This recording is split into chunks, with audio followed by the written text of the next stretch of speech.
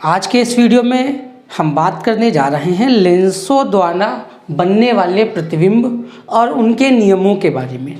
तो प्रतिबिंब बनने से पहले हम समझेंगे प्रतिबिंब बनने के आखिर नियम क्या होते हैं। इससे पहले हम लोगों ने दर्पणों में बनने वाले प्रतिबिंबों और उनके नियमों के बारे में पढ़ रखा है। उसी तरीके के ही कुछ नियम हैं, बस यहाँ पर वहाँ पर परावर्तन होता था और यहाँ पर अपवर्तन की घटना होगी, वो भी लेंसों के माध्यम से। तो लेंसों के प्रतिबिंब बनने के कुल मिलाकर 3 नियम हैं और इन 3 नियमों को बहुत ही आसानी से समझा जा सकता है। अगर आपने पहले के वीडियो को देखा होगा तो इसे समझने में बहुत ही आसानी होगी। तो बात करते हैं हम नियमों के बारे में। सबसे पहला नियम क्या कहता है कि अगर कोई प्रकाश किरण मुख्य अक्ष के समांतर आ रही है, अगर कोई प्रकाश किरण लेंस की मुख्य अक्ष के समांतर आ रही है तो वह किरण लेंस से अपवर्तित होने के पश्चात, अर्थात लेंस से गुजरने के बाद, या तो फोकस से होकर लेंस के द्वितीय फोकस से होकर जाएगी अथवा लेंस के द्वितीय फोकस से आती हुई प्रतीत होगी। तो प्रतीत किसमें होगी? अवतल लेंस में। और वास्तव में किससे होकर गुजरेगी? उत्तल लेंस में। इस चीज़ का ध्यान रखेंगे। और जो दूसरा नियम है इसका जस्ट अपोजिट कह सकते हैं कि लेंस के प्रथम फोकस से होकर जाने वाली किरण, लेंस के प्रथम फोकस से जाने वाली किरण या लेंस के प्रथम फोकस की ओर आती हुई प्रतीत होने वाली, अगर ये लेंस ना होता तो ये आने वाली किरण प्रथम फोकस से होकर गुजरती। तो 2 बातों को ध्यान देंगे, फोकस से, लेंस के प्रथम फोकस से जाने वाली या लेंस के प्रथम फोकस की ओर आती हुई प्रतीत होने वाली किरण लेंस से अपवर्तन के पश्चात क्या होगी? मुख्य अक्ष के समांतर हो जाएगी। अगर समांतर आएगी तो फोकस से जाएगी या आती हुई प्रतीत होगी। अगर फोकस से जाएगी या फोकस की ओर आती हुई प्रतीत होगी तो क्या होगा? मुख्य अक्ष के समांतर हो जाएगी। जबकि तीसरा नियम क्या कहता है, इसको हम लोगों ने पिछले वीडियो में भी समझा था। दूसरा नियम क्या कहता है? अगर कोई प्रकाशिक किरण जो है वो लेंस के केंद्र से होकर जाए, किस केंद्र से? प्रकाशिक केंद्र से होकर गुजरे तो वह बिना विचलित हुए बिल्कुल सीधी निकलती चली जाती है। अब हम बात करेंगे उत्तल लेंस में बनने वाले प्रतिबिंबों के बारे में। सबसे पहले प्रतिबिंब को समझ लेते हैं। दर्पण में हमने प्रतिबिंबों की परिभाषा को देखा था, बिल्कुल वैसी ही परिभाषा है, केवल वहाँ परावर्तन के बाद प्रतिबिंब प्राप्त होता था और यहाँ पर हमको अपवर्तन के पश्चात। तो प्रतिबिंब की परिभाषा क्या हो जाएगी? किसी वस्तु से चलने वाली प्रकाश की किरणें किसी भी माध्यम से या किसी लेंस से अपवर्तित होने के पश्चात जिस बिंदु पर जाकर वास्तव में मिलती हैं उस स्थान पर वास्तविक प्रतिबिंब बनेगा और जिस स्थान पर मिलती हुई प्रतीत होंगी उस स्थान पर आभासी प्रतिबिंब बनेगा। तो हमें यहाँ पढ़ना है उत्तल लेंसों द्वारा बने प्रतिबिंब की प्रकृति और स्थिति एवं आकार के बारे में। किसके बारे में? उत्तल लेंसों द्वारा जो प्रतिबिंब बनना है उनके बारे में। तो इनकी कई स्थितियां हैं, इन स्थितियों को एक एक करके हम समझेंगे और आज देखेंगे। सबसे पहली स्थिति है वस्तु कहाँ हो? अनंत पर। अगर कोई वस्तु अनंत, अनंत का अर्थ होता है कि ऐसी दूरी जो हमको पता नहीं है, हमारे वक्रता केंद्र से आगे की दूरी बहुत दूर है कोई वस्तु, तो ऐसी स्थिति में हम उस वस्तु को कहाँ कह देते हैं? अनंत पर। जब वस्तु लेंस से बहुत अधिक दूरी पर हो। तो मान लिया यहाँ कोई वस्तु AB थी जो अनंत दूरी पर थी, और इससे पहले भी हमने बताया था कि अनंत पर रखी वस्तु से आने वाली प्रकाश की किरणों को सदैव एक दूसरे के समांतर माना जाता है। तो हम ध्यान देंगे कि वस्तु AB से आने वाली सभी प्रकाश की किरणें कैसी होंगी? मुख्य अक्ष के समांतर। और चूंकि यह किरणें मुख्य अक्ष के समांतर है तो लेंस से अपवर्तन के पश्चात यह फोकस F2 पर जाकर मिलती हैं, अर्थात वस्तु AB का प्रतिबिंब कहाँ बनेगा? F2 पर। चूंकि ये सभी एक बिंदु के रूप में मिल रही हैं अतः प्रतिबिंब कैसा होगा? बिंदु के रूप का होगा, बहुत छोटे साइज का होगा। एक और खास बात ये ध्यान देंगे कि प्रतिबिंब कैसा होगा? उल्टा होगा। और चूंकि किरणें वास्तव में मिल रही हैं तो प्रतिबिंब कैसा बनेगा? वास्तव में वास्तविक प्रतिबिंब बनेगा। दूसरी चीज की बात करेंगे हम, जब वस्तु अनंत और C1 के बीच में रख दी जाए, अनंत से प्रथम वक्रता केंद्र C1 के बीच में रखी जाए, तो ऐसी स्थिति में क्या होगा, जब वस्तु अनंत से वक्रता केंद्र के बीच में रखी हो तो क्या होगा, वस्तु से चलने वाली दो प्रकाश की किरणें होंगी। प्रथम प्रकाश की किरण क्या होगी, समांतर जाएगी, जबकि द्वितीय प्रकाश की किरण फोकस से होकर जाएगी। जो समांतर किरण गई है नियमतः क्या होगी, अपवर्तन के पश्चात द्वितीय फोकस F2 से होकर गुजरेगी।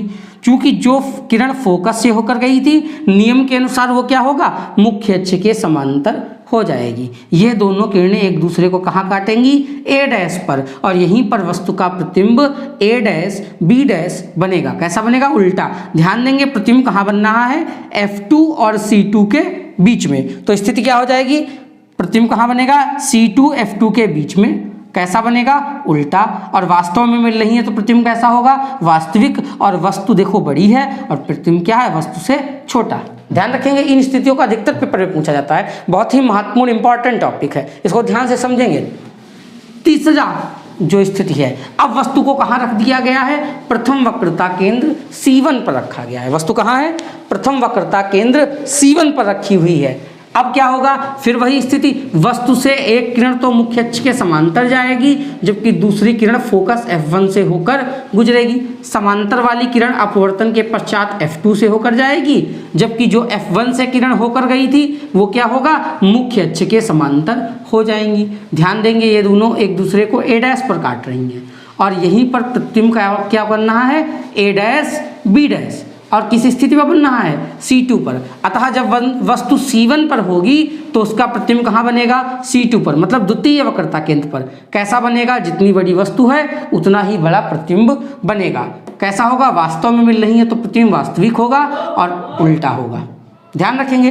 अब चौथा जो पॉइंट है, अगर वस्तु को हम C1 और F1 मतलब पहले वक्रता केंद्र और पहले फोकस के बीच में रख दें तब क्या होगा, फिर वही चीज, एक किरण मुख्य अक्ष के समांतर जबकि दूसरी किरण फोकस F1 से होकर गुजरेगी।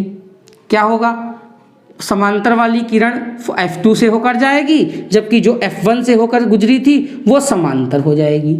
यह दोनों किरणें कहाँ काटेंगी, A' पर, और यहीं पर वस्तु का प्रतिबिंब A' B' बनेगा। ध्यान देंगे कहाँ बन रहा है, C2 से आगे और अनंत से पहले। तो वस्तु का प्रतिबिंब कहाँ बनेगा, C2 व अनंत के बीच में। कैसा होगा, उल्टा होगा। और कैसा होगा, वस्तु छोटी थी, प्रतिबिंब कैसा है, बड़ा, तो उल्टा वस्तु से बड़ा एवं वास्तविक होगा। जबकि पांचवा पॉइंट देखेंगे, अब वस्तु को थोड़ा और आगे खसका दिया गया है। C1 F1 के बीच में थी, अब वस्तु को हमने कहाँ रख दिया है, प्रथम फोकस F1 पर रख दिया है। जब वस्तु को प्रथम फोकस F1 पर रख देंगे तो ऐसी स्थिति में क्या हो जाएगा, फिर वही चीज, एक किरण तो मुख्य अक्ष के समांतर जाएगी, जबकि दूसरी किरण अब फोकस से होकर नहीं जाएगी बल्कि प्रकाशिक केंद्र O से होकर गुजरेगी। तो जो किरण प्रकाशिक केंद्र से होकर गई है बिना विचलित हुए सीधे निकलती चली जाएगी, और दूसरी जो समांतर किरण गई थी वो कहाँ होगी, F2 फोकस से होकर जाएगी। ध्यान देंगे ये दोनों किरणें एक दूसरे के समांतर हैं। अतः अभी बताया था कहाँ से आती हैं समांतर किरणें, अनंत पर जब वस्तु रखी हो तो ये वाली किरणें अनंत पर जाकर मिलेंगी, और जो वस्तु फोकस F1 पर रखी गई है उसका प्रतिबिंब हमको अनंत पर प्राप्त होगा। वस्तु से बहुत बड़ा होगा, किरणें नीचे की ओर जा रही हैं, अतः प्रतिबिंब कैसा होगा, उल्टा भी होगा। तो कहाँ होगा प्रतिबिंब, अनंत पर, वस्तु से बहुत बड़ा, उल्टा, और ये किरणें वास्तव में मिल रही हैं, अतः यह प्रतिबिंब वास्तविक भी होगा। अब छठी स्थिति के बारे में हम अध्ययन करते हैं। तो क्या होगा, अब वस्तु को हमने फोकस F1 से आगे और बढ़ा दिया है। अब वस्तु को कहाँ रखा है हमने, F1 और प्रकाशिक केंद्र O के बीच में। F1 और O के बीच में हमने वस्तु को रख दिया है। तब क्या होगा, एक तो किरण मुख्य अक्ष के समांतर जाएगी, और जबकि दूसरी किरण क्या होगा, प्रकाशिक केंद्र से होकर जाएगी। जो प्रकाशिक केंद्र से होकर किरण जा रही है वो बिना विचलित हुए सीधे निकल जाएगी, जबकि समांतर वाली किरण अपवर्तन के पश्चात कहाँ से होकर जाएगी, फोकस F2 से होकर गुजरेगी। क्योंकि ये दोनों किरणें एक दूसरे से दूर जा रही हैं, और दूर जाने वाली किरणें कभी आगे जाकर एक दूसरे को प्रतिच्छेद या काटेंगी नहीं, और जब नहीं काटेंगी तो प्रतिबिंब भी नहीं बनेगा, ऐसा हो नहीं सकता। हम इन किरणों को पीछे की ओर बढ़ाकर देखते हैं तो ये हमको A' पर मिलती हुई प्रतीत होती हैं। यहीं पर वस्तु का प्रतिबिंब कैसा बनता है, A' B', वस्तु से बड़ा है, सीधा है, कहाँ बना है, अनंत और C1 के बीच में, और मिलती हुई प्रतीत हो रही हैं तो प्रतिबिंब कैसा होगा? आभासी। अतः जब F1 O और O के बीच में वस्तु को रखेंगे तो प्रतिबिंब अनंत और C1 के बीच में बनेगा, सीधा होगा, आभासी होगा और वस्तु से बड़ा बनेगा। तो अब हम बात करने जा रहे हैं अवतल लेंसों द्वारा बनने वाले प्रतिबिंबों की प्रकृति, स्थिति और उनके आकार के बारे में। तो अवतल लेंस के द्वारा मुख्यतः दो स्थितियां हमको प्राप्त होती हैं। एक तो जब वस्तु जो है वो अनंत पर हो और दूसरी जब वस्तु C1, F1 के बीच में हो। ये दो स्थितियां ही मुख्यतः हमको अवतल लेंस में देखने के लिए मिलती हैं। तो ध्यान देंगे, जब वस्तु अनंत पर है तो आने वाली किरणें कैसी होंगी? समांतर। और आने वाली समांतर किरणें अवतल लेंस के द्वारा चारों दिशाओं में फैला दी जाएंगी। इन किरणों को जब हम पीछे की ओर बढ़ाएंगे तो यहाँ हमें F1 पर मिलती हुई प्रतीत होंगी और अतः वस्तु का प्रतिबिंब कहाँ बनेगा? F1 पर। चूंकि एक बिंदु पर मिल रही हैं अतः प्रतिबिंब कैसा होगा? बिंदु के आकार का। तो क्या दिखाएंगे? वस्तु का प्रतिबिंब कैसा होगा? आभासी, क्योंकि मिलती हुई प्रतीत हो रही हैं। आकार कैसा होगा? बिंदु के आकार का। और कहाँ बनेगा? F1 पर। कैसा होगा? सीधा प्रतिबिंब। तो ध्यान रखेंगे, अवतल लेंस में हमेशा सीधा ही प्रतिबिंब बनता है। जबकि दूसरी स्थिति की बात करेंगे, C1 और F1 के बीच में अगर हमने वस्तु को रख दिया है, प्रथम वक्रता केंद्र और प्रथम फोकस के बीच में अगर हमने वस्तु AB को रखा है तो एक किरण तो मुख्य अक्ष के समांतर जाएगी, जबकि दूसरी किरण प्रकाशिक केंद्र से होती हुई बिना विचलित हुए सीधे निकल जाएगी।